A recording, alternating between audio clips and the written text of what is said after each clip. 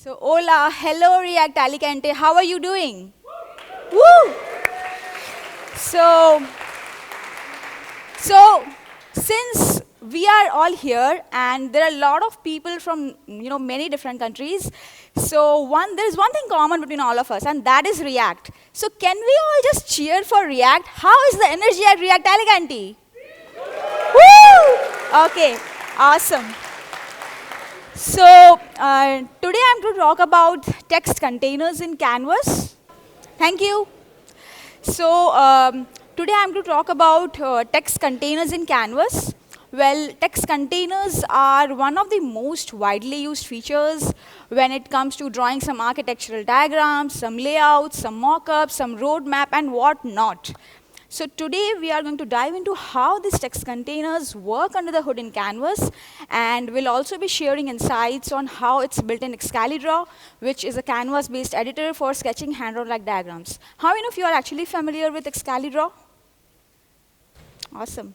Okay, so before we do that, I would like to quickly introduce myself to all of you. I'm AAKANSHA.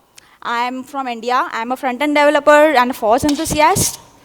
FOSS basically stands for free and open source software. And I work with the Excalidraw core team. I also lead the FOSS meetups in Bangalore, India to promote the FOSS ecosystem in India. And this is my QR code for social, so I would love to connect with all of you. If you want to talk about front-end, JavaScript, accessibility, open source, anything, I'm all in for that. So yeah, let's connect. And these are basically some of the pictures of the meetups we do. And we are close to completing 1.5 years of the meetups in Bangalore, India, or these FOSS meetups. So with that, let's get started with the talk. So what exactly are text containers? Well, text containers are basically any shape where you can attach text. So any shape which has the capability for you to attach some text to it, those are basically text containers. So it could be a square, an ellipse, a diamond, any custom shape, whatever you want, wherever you want to add this capability. So let's consider this regular text, and there is a container right there, and if I combine both of these, it becomes a text container. So you can see that text is getting wrapped inside this container. So for the users, it would look like that, hey, it's just a single element with some text attached to it, but underneath, it's actually two separate elements. The rectangle is a separate element, and the text is a separate element. So since we are going to implement this text container, so let's make a note of this, that these two are actually separate elements. Now, before we actually implement any feature, we want to understand the basic requirements of that feature. So let's actually understand what are the basic requirements, why we want to build this feature, and what are the things we want to consider when we are going to build this feature. So let's discuss that. So number one is that we need some way for the users to attach the text to the containers so that users can actually add the text to the container. So we need some UX for it. Number two is that in our code base, we need to identify that, hey, this text is attached to this container, and this container has this text. So some relationship between the text and its container, we need to have that relationship as well.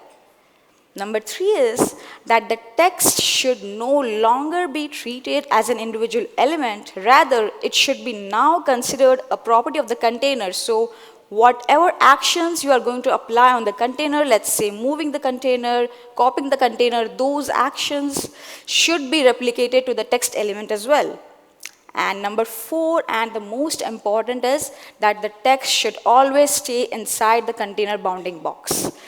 So these are the four requirements which we have, and we will be deep diving into each of this requirement and fulfill it. So before we actually do that, let's finalize how do we want to represent an element in the canvas. What are the attributes, or how you basically want to design the element in the canvas, because we need to understand that as well before we actually implement the feature. So for that, let's consider this base element JSON. It has an ID, which is basically a unique identifier for the element in the canvas.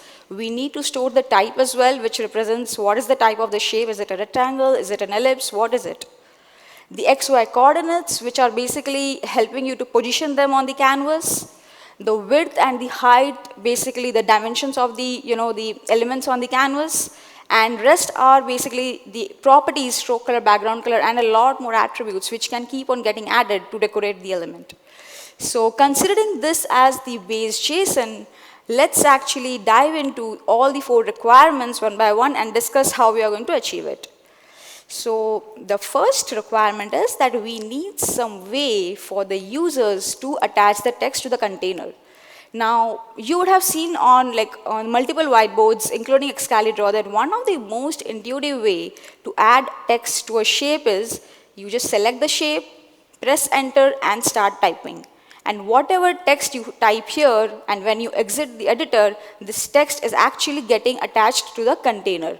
So this is one of the most intuitive ways to attach the text to the container. So let's consider this as one of the ways to attach the text as well.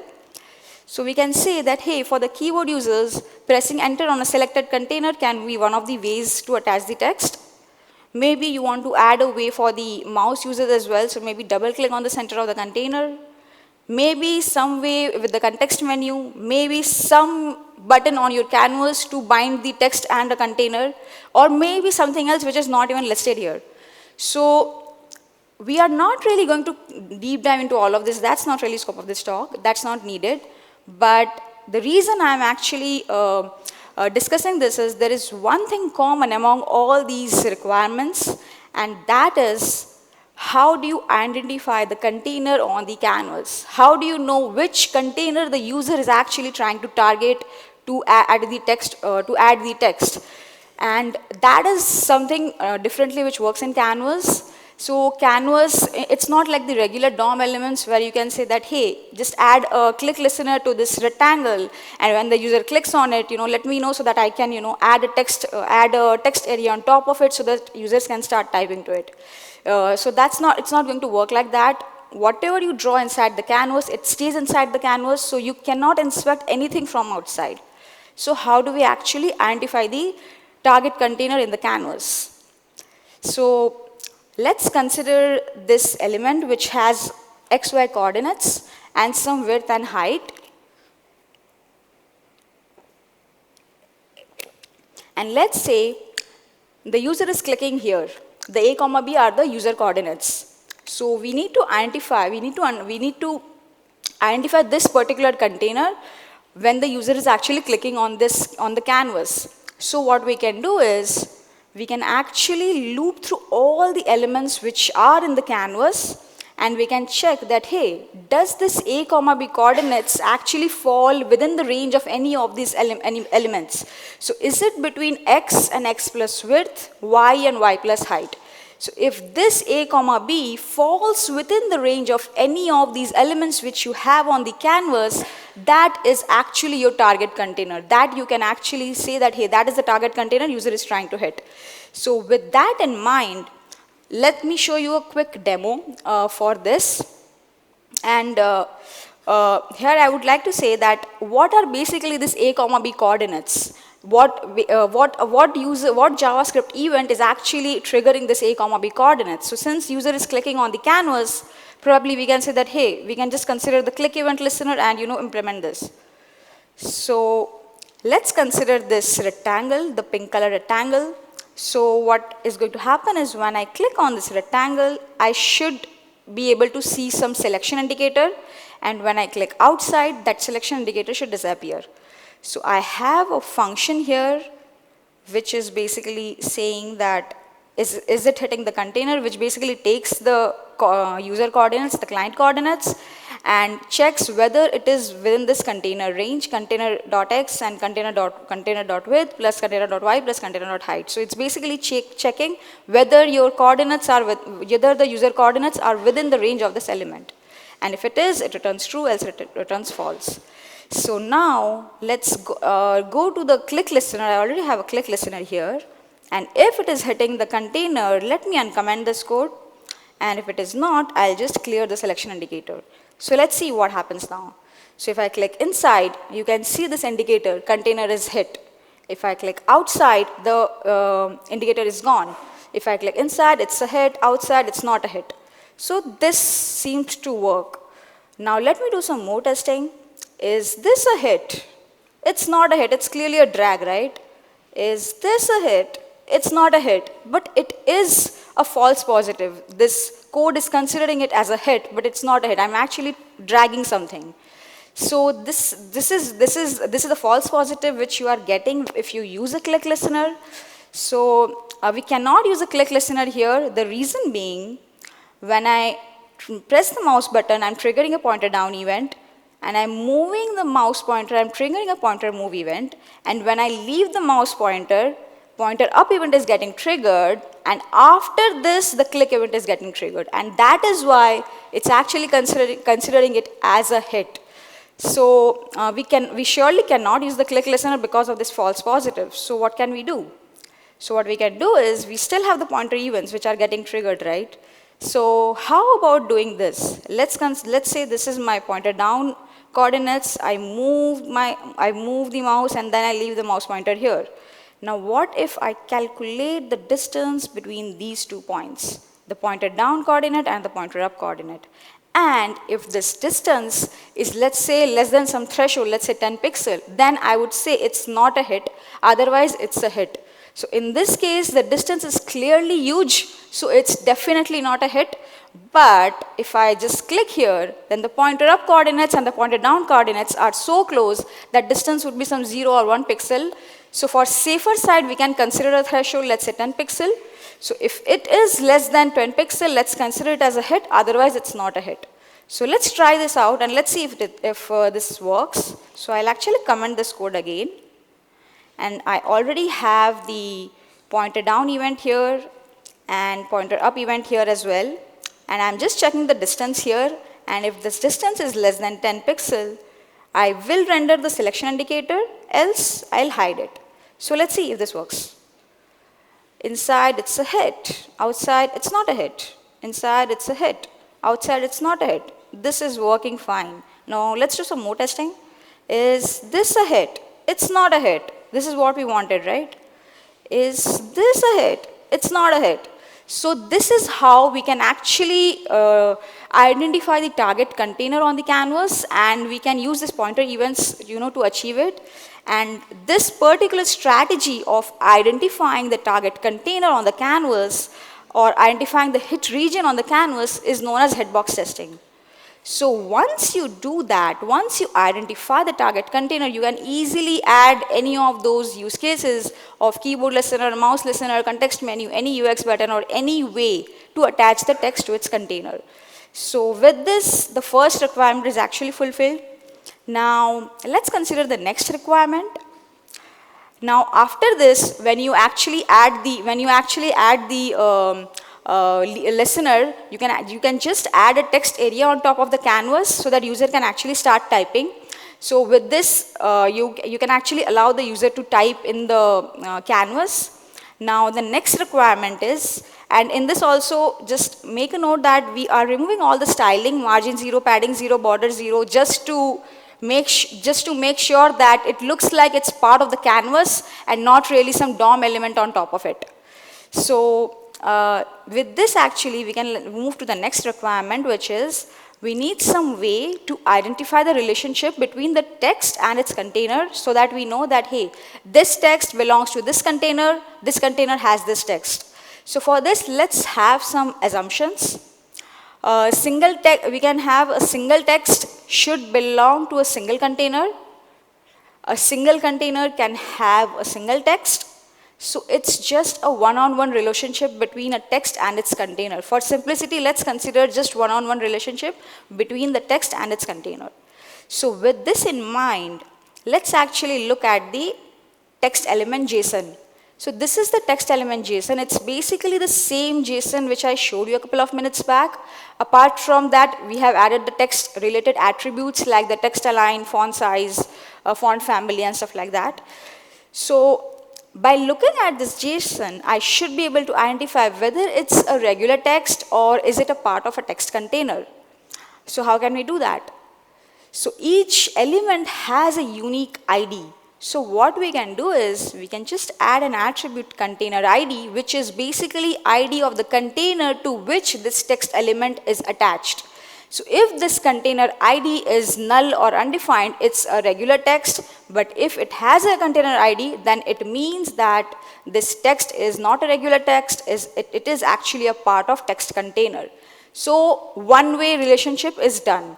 Now, let's talk about the other way around. What about the container? We should be able to identify whether a container is a regular container or a text container. So let's look at the container JSON. So in this case, we can, since it's a one-on-one relationship, we can actually apply the same strategy here as well. What we can do is, we can add an attribute bound text element ID, which will be the ID of the text element to which the text is attached in this container. And when I look at this container JSON, if it has a bound text element ID, then it means that it's a text container. Otherwise, it's just a regular container, it's not a text container. So here, I would like to take a pause.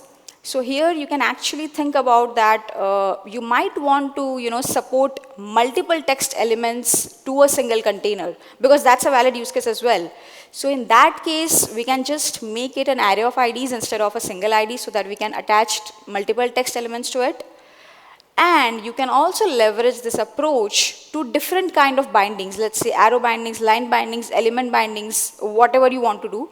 So in that case, you need to also store the type of the element as well when you are binding it. So in that case, it would become array of objects. So that's how it actually works in Excalibur as well. We have arrow bindings and text bindings with the bound text element ID. So for the scope of this talk, I'll just keep it simple. We'll just have a single one-on-one relationship, but you can leverage this approach depending on the use case. So with this, the second requirement is actually fulfilled. Now let's look at the third requirement. The third requirement is that the text should no longer be treated as an individual element, but a property of the container, which means that whenever you move the container, copy the container, I can just check that does this container JSON have a bound text element ID? If it has, let me move the text element as well. If I'm copying the container, does it have the bound text element ID as well? Let me just copy the text element as well.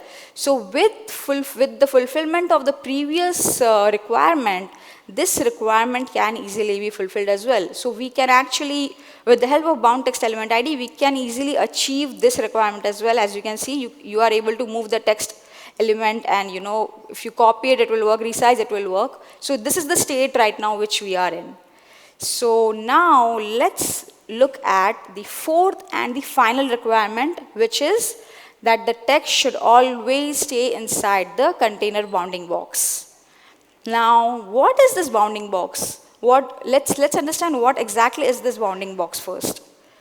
So the bounding box completely depends upon the shapes. Depending on the shapes, the bounding box can get complex. As you can see, this red outline is actually the bounding box. So for the scope of this talk, I'll just limit it to rectangle bounding box, which is the most simplest bounding box with just a 5-pixel padding. But yeah, if you want to know about the bounding box of other shapes, we can catch up after the talk.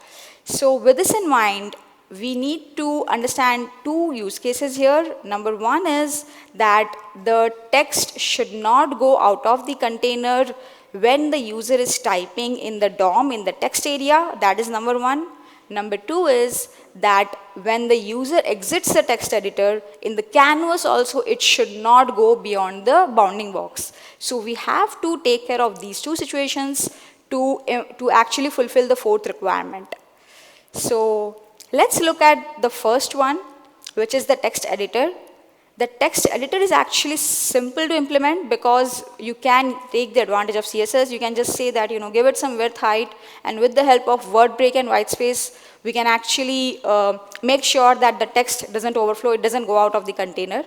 So once that is done, this is what it will look like.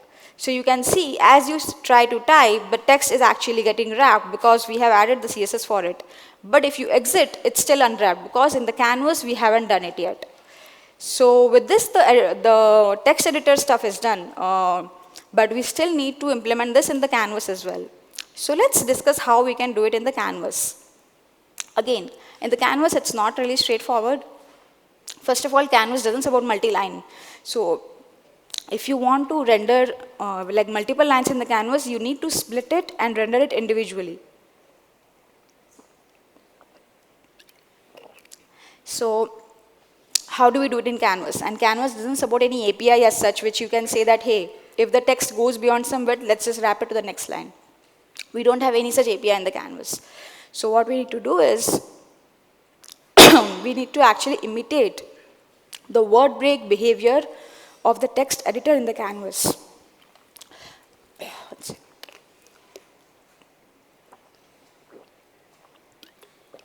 We need to imitate the word break behavior of the text editor in the Canvas. And for that, there are like 3 use cases we need to take care of. The first one is that we should break longer lines when it is exceeding the bounding box width so that it gets wrapped to the next line. We should break the longer words when it is exceeding the bounding box width so it again gets wrapped to the next line. And there are some browser-specific behavior which I'll discuss in a while, but the first 2 use cases are really important. So let's look at the examples. For example, this is a long line, so should break.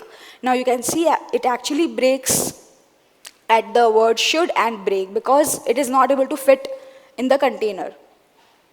Now this is how it actually happens in the text editor. So we need to imitate this in our word wrap algorithm, which we will be writing in the Canvas. And it should break your longer words whenever it is exceeding the container width.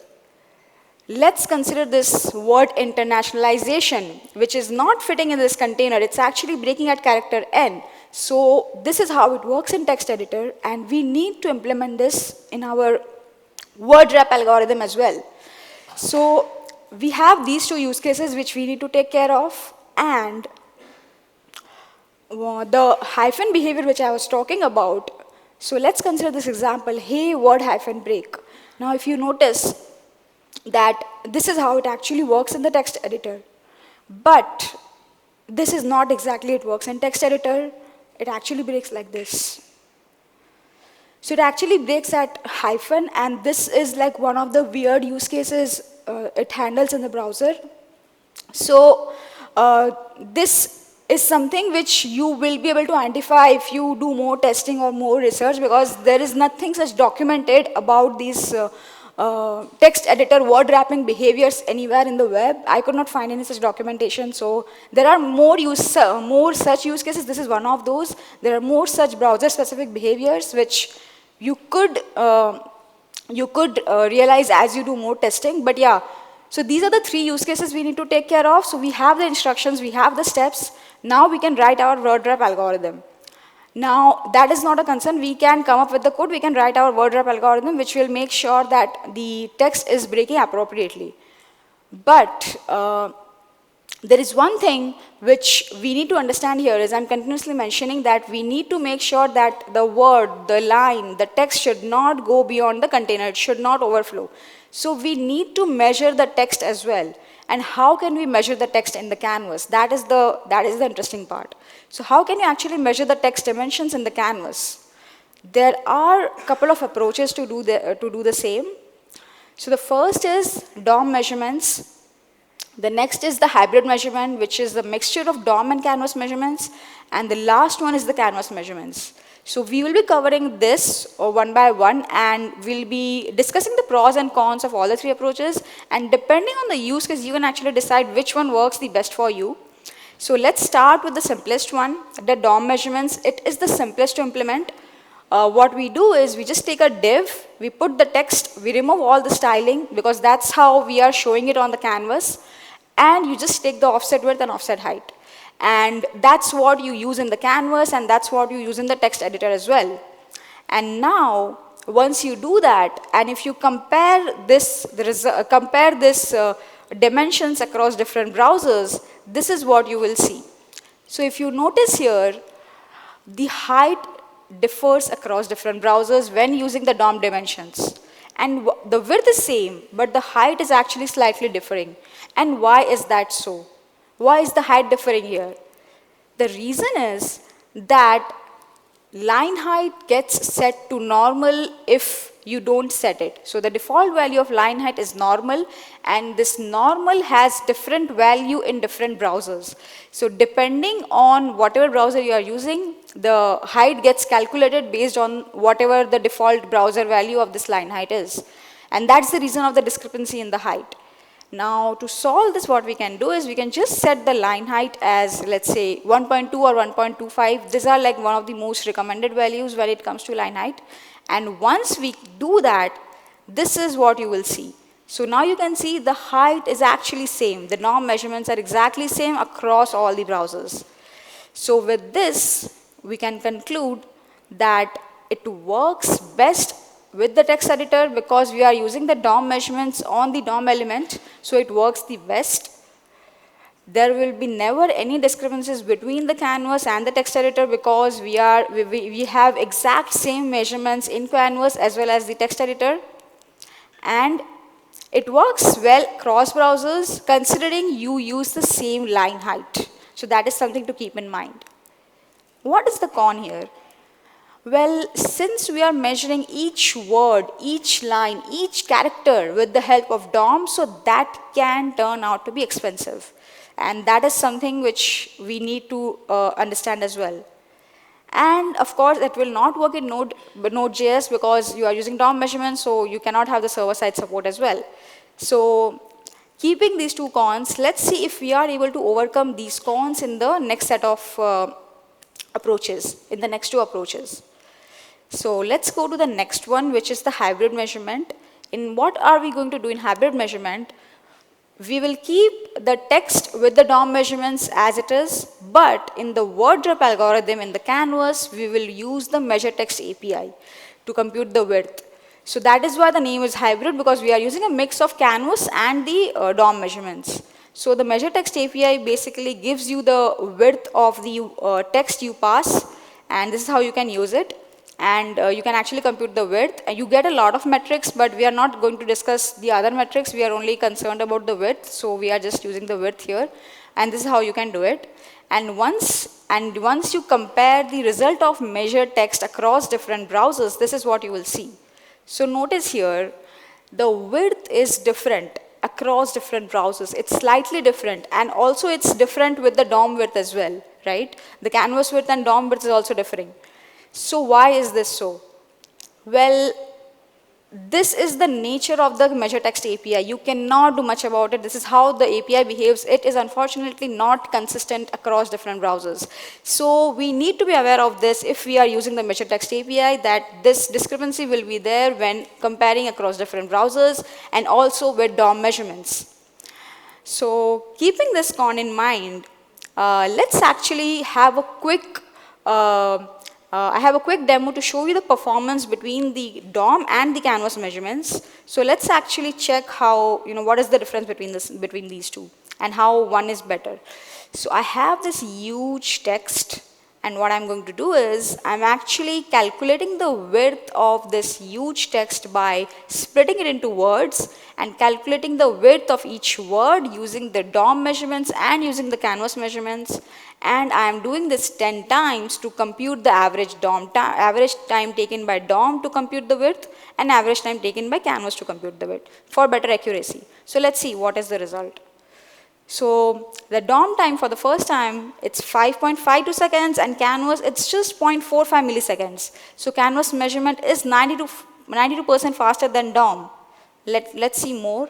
90% faster, 89% faster, 90% faster, 92. Awesome. So it's on an average 90+% faster on this device, right?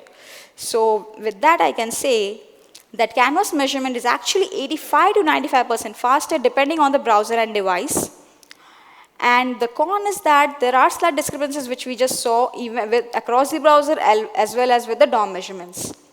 So this was about the hybrid measurements. So with this, we have completely overcome the first one. It's like a huge improvement over the DOM measurements. So the expensive part is completely gone. But it will still not work in Node because we still are using the DOM measurements in the text editor. It's a hybrid measurement. So let's see in the next approach, the last approach, if we are able to overcome this. So in the canvas measurements, what we are going to do is we are completely going to move away from the DOM measurements. We are just going to use the canvas measurements. So for that, what we need is we need to come up with a heuristic to compute the width of the entire text using the measure text API. Till now, we were only computing the width in the word wrap algorithm, but now since we are moving away from DOM measurements, so we need to compute the width of the entire text using the measure text API, and also we need a way to compute the height as well. So let's see how we can do that using only canvas measurements. So let's consider this huge text. Canvas doesn't support multi-line. What we can do is, we can split this into lines, we can check how many lines are there, and for each line we can compute the width. And whichever line has the largest width, that is the width which we are going to consider. So in this case, page when looking at it has the largest width, and that is what we will consider as the width of the container, width of the entire text. And for the height, what we can do is, we have the line height as constant, that is 1.25, we already discussed that. We can convert it into pixels by multiplying it with the font size, and we already know how many lines are there. We can split it and find the number of lines and just multiply the line height with the line count to get the height of the text. So that is how we can compute the width and the height as well, only using the canvas measurements. So once we do that, actually we overcome the second con as well. It will work in Node because this API is supported in Node, and we have completely moved away from the DOM measurements. So with this is the conclusion of all the three approaches. DOM measurements has zero discrepancies, and canvas measurements works the best performance-wise, and it also has the Node support. So looking at this table, looks like canvas measurements seems to be the winner. So I would go ahead with the canvas measurements. Depending on your use case, you can actually decide what you want to go ahead with. But do check all the approaches and understand the pros and cons of all the three approaches before you take the call. So with this, I would just like to add some performance improvements, which we can make the algo more efficient and faster. So what we can do is, in the text element JSON, we can also store the wrapped text, so that when you are moving the text or doing some action on the text which is not really changing the dimensions, we don't call the wrapping algorithm every time you move the text or move the container. You can just get it from the JSON, because we are actually caching it in the JSON. Second is, if we have a long word and we are breaking it, we should start caching the character width as well. The reason is that when you have long words or long lines, we have a limited character set. So there is a huge chance that those characters will be repeating when you are actually computing the width of the text. So if we start caching the width, it would actually improve the performance or boost the performance very, very, very efficiently. So I have a quick demo to show this. Let's again consider the same huge text, but this time what I'm going to do is, instead of splitting it into words, I'm going to split it into characters, and I'm going to compute the width of the entire text by computing the width of each character and summing it up. And I'll be also having a cache for it, and we'll be seeing as you run this code, how the algo improves, how the time improves if we are using the cache of caching the character width when we calculate the width of the entire text. So let's see for the first time what happens. Without cache, it takes 4.5 millisecond. With cache, it's taking 0.5 millisecond. So with caching, you can see 89% improvement for the first time, because this is a huge text and the characters are repeating for sure. When I run it again, it's 91%, because now it's completely using the cache. 92%, 92%. So it's basically 93%, 90 plus on this device and browser, because as you run it more and more, you are actually using the cache. So with this, I can say that 85 to 95% faster with caching it is, depending on the browser and device. And to make the algo more faster and to find the breakpoint earlier, we can actually use techniques like binary search as well. So yeah, with this actually I'll be wrapping up my talk and go through the takeaways. So we have discussed so far is the hitbox testing to identify the container in the canvas or the element in the canvas which the user is hitting. Canvas doesn't support multi-line, so that needs to be handled. Since we don't have any API for word break, handling word wrap in Canvas, so we need to imitate the text editor word break behavior. Canvas measurements are a huge improvement over DOM, and they support Node as well. And caching techniques like binary search will make your algo a lot more faster. So yeah, with this, this is this repo has all the demos, so you can scan the QR code if you want to run those demos in your device, and you can actually let me know how they behave in your device, because every device and browser will behave differently. So yeah, with this, I would like to conclude my talk. And yeah, thank you everyone. And yeah, it was a great time. And do